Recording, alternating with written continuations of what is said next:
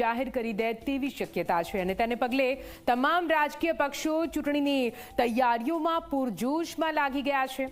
એવામાં ભાજપ દ્વારા અત્યારથી ચૂંટણી પ્રક્રિયા હાથ ધરી દેવામાં આવી છે। ભારતીય જનતા પાર્ટીએ રાજ્યની તમામ 26 બેઠકો માટે ઉમેદવારોની સેન્સ પ્રક્રિયા શરૂ કરી દીધી છે। પ્રધાનમંત્રી મોદીનો પ્રવાસ પૂર્ણ થયા બાદ એકાએક નિરીક્ષકોએ તાબડતોડ બેઠકો કરી ઉમેદવારોની સેન્સ લેવાની પ્રક્રિયા હાથ ધરી। જુઓ આ રિપોર્ટ।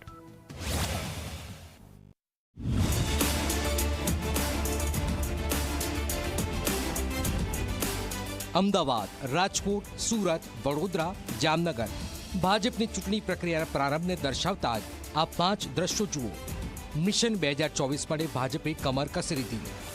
અચાનક સોમવારે લોકસભા ચૂંટણી લડવા ઈચ્છુક ઉમેદવારો માટે સેન્સ પ્રક્રિયા લેવાની શરૂઆત કરી દીધી, જેનાથી તમામ રાજકીય પંડિતો પણ વિચારતા થઈ ગયા। ગત 25 ફેબ્રુઆરીના રોજ પીએમની ગુજરાત મુલાકાત પૂરી થઈ કે તરત જ વહેલી સવારથી જ વિવિધ લોકસભા બેઠકના નિરીક્ષકો દોડતા થઈ ગયા। નિરીક્ષક તરીકે પૂર્વ મંત્રી, પૂર્વ ધારાસભ્યો તથા પ્રદેશ હોદ્દેદાર અને વર્તમાન મંત્રીઓની જવાબદારી સોંપાઈ। કોઈ પણ ચૂંટણી હોય, ભાજપ હંમેશા કંઈક નવું કરી હરીફોને ચકમો આપે છે, ત્યારે લોકસભા ચૂંટણી અગાઉ ઉમેદવારોની સેન્સ લેવા માટે પણ નવી તરકીબ અજમાવી। લોકસભા દીઠ સેન્સ પ્રક્રિયા હાથ ધરવા માટે નિરીક્ષકોને પણ મૌખિક સૂચના આપવામાં આવી છે। સામાન્ય રીતે ઈમેલ કે મેસેજ દ્વારા જાણ કરવામાં આવતી હોય છે, પરંતુ આ વખતે ટેલિફોનિક જાણ કરવામાં આવેલી છે।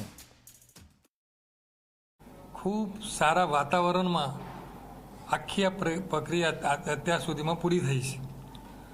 લગભગ 130 કરતાં પણ વધારે અમે કાર્યકરોને સાંભળ્યા છે।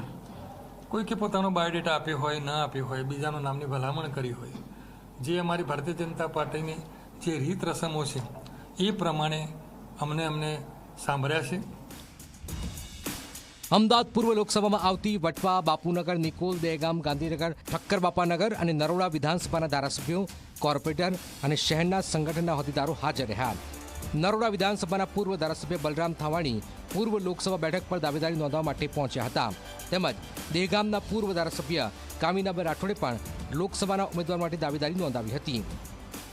ટિકિટ માંગવાની છે, આપણે 3 વખત કોર્પોરેટર રહી ચૂક્યા છે, 1 વખત એમએલએ રહી ચૂક્યા છે અને આ ફેરે વિચાર છે અગર પાર્ટી આશીર્વાદ કરશે તો લોકસભા લડીશું, અગર પાર્ટી બીજા ગમે તે માણસને ટિકિટ આપશે તો સેવક બનીને સેવા કરીશું। ગાંધીનગર લોકસભા બેઠક માટે અમદાવાદના નારણપુરાની જીએસસી બેંકમાં બેઠક યોજાઈ હતી। આ દરમિયાન ગાંધીનગર લોકસભા માટે કેન્દ્રીય ગૃહમંત્રી અમિત શાહનું નામ પણ સર્વાનુમતે મંજૂર થઈ ગયું। કોઈ પણ ઉમેદવારે ગાંધીનગર લોકસભા બેઠક પરથી ચૂંટણી લડવાની ઈચ્છા વ્યક્ત કરી નહીં। આ વખતે ભાજપે પહેલીવાર ઉમેદવારની સત્તાવાર જાહેરાત થઈ નથી, ત્યાં 26 લોકસભા મત વિસ્તારમાં મધ્યસ્થ ચૂંટણી કાર્યાલય શરૂ કરી દીધા છે। અત્યારે કોને ટિકિટ આપવી એ મુદ્દે મનોમંથન ચાલી રહ્યું છે। સૂત્રોના મતે આ વખતે ભાજપ હાઈકમાન્ડ વર્તમાન સાંસદોમાંથી મોટાભાગના સાંસદોને રિપીટ નહીં કરે એ વાત નક્કી છે। Bureau report, Zee media. અને આ સાથે જનતાની